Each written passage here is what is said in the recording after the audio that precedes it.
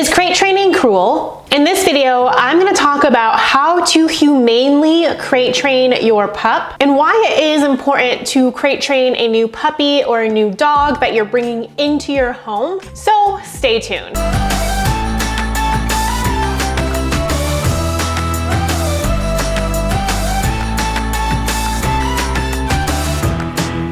For the best dog training and product advice, be sure to hit subscribe to my channel and hit the bell to be notified when I post a new video every week. And for those of you who don't know me, my name is Lisa. I am a certified professional dog trainer, and I have helped hundreds and hundreds of pups and their parents live more peaceful lives together. All right, so before we get started, I want to talk about first, why it's important to crate train your new dog or new puppy that you're bringing into your home. The first reason is that it keeps your pup safe while you are away. Especially with young puppies, they're gonna wanna get into stuff like cords and destroy things, possibly make themselves sick eating something they shouldn't. So it's really, really important to keep our dogs and puppies safe. Now, even if you just adopted an older dog and they were great with their foster family, they're gonna be nervous making this transition into your home, and it's gonna take them some time to settle in. So I still recommend making sure that you crate train at least in the beginning. The second reason why I recommend crate training is because it helps a ton with potty training. With the right size crate,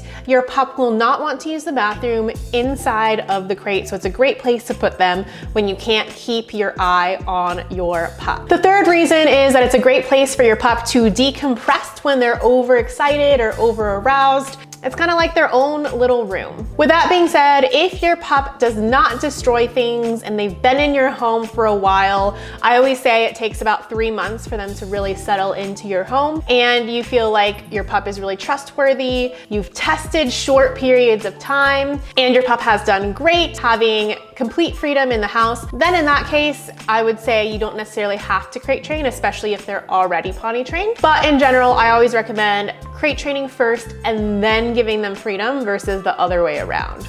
All right, so without further ado, let's talk about how to humanely crate train your dog or puppy. So number one is to make sure the crate is the right size. Your pup should be able to fully stand up and turn around in the crate. Now, you don't want it much bigger than that if you're potty training, because then it encourages them to use the bathroom on one side of the crate and then sleep on the other. But if your pup is fully potty trained, then you can have as big of a crate as you'd like. Number two is to not overuse the crate. In general, you shouldn't be leaving your pup in the crate for 5 or more hours. And of course, if it's overnight while they're sleeping, that's a little bit different. But even then, as soon as they wake up in the morning, making sure that you're able to take them outside to use the bathroom so they're not holding it in for too long. The crate shouldn't be a babysitter for your dog or puppy. Now, number three is to make sure that you've done the proper crate desensitization work. This means making your pup really, really comfortable in their crate so that they really do see it as their room and their safe space. Now, I do have a video on how to get your pup to love their crates, and I will link to it up above,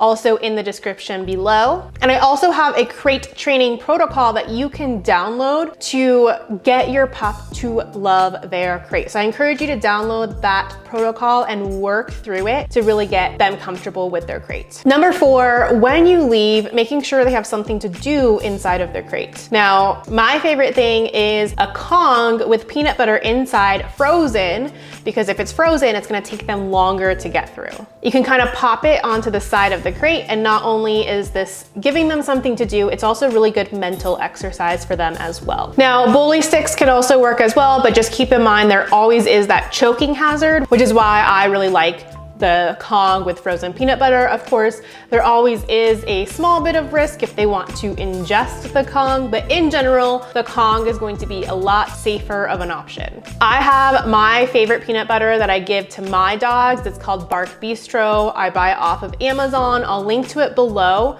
but I actually really like the flavor of it too. They have like peanut butter, they have banana peanut butter, blueberry peanut butter, and all these different flavors, and it's really, really clean. When shopping for peanut butter for your pup, make sure there's not a ton of salt. I like to stay away from palm oil, and I love this specific brand because it is so clean.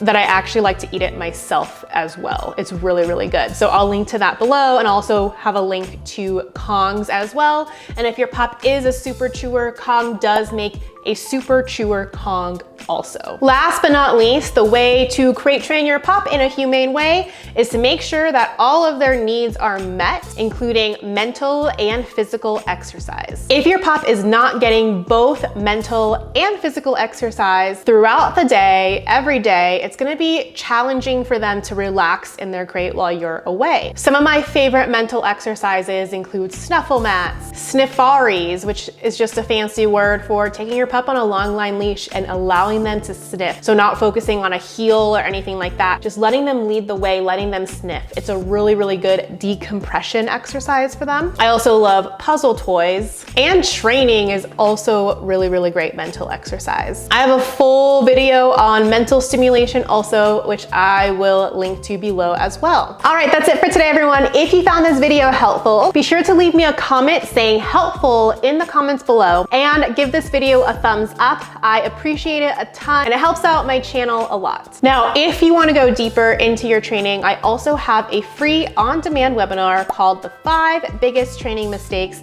and How to Avoid Them, so that you can live a more peaceful life with your pup and have them actually want to listen to you. You can register and get instant access. I've linked to that below in the description. I also have a Possum Parents Facebook group if you want to connect with like-minded pup parents just like you, and it is free to join. The link is also below. And make sure you're working on crate desensitization every single day so that they really do love their crate, and you can feel comfortable leaving them in their crate because it's their absolute favorite place. All right, I will see you in the next video. Bye for now.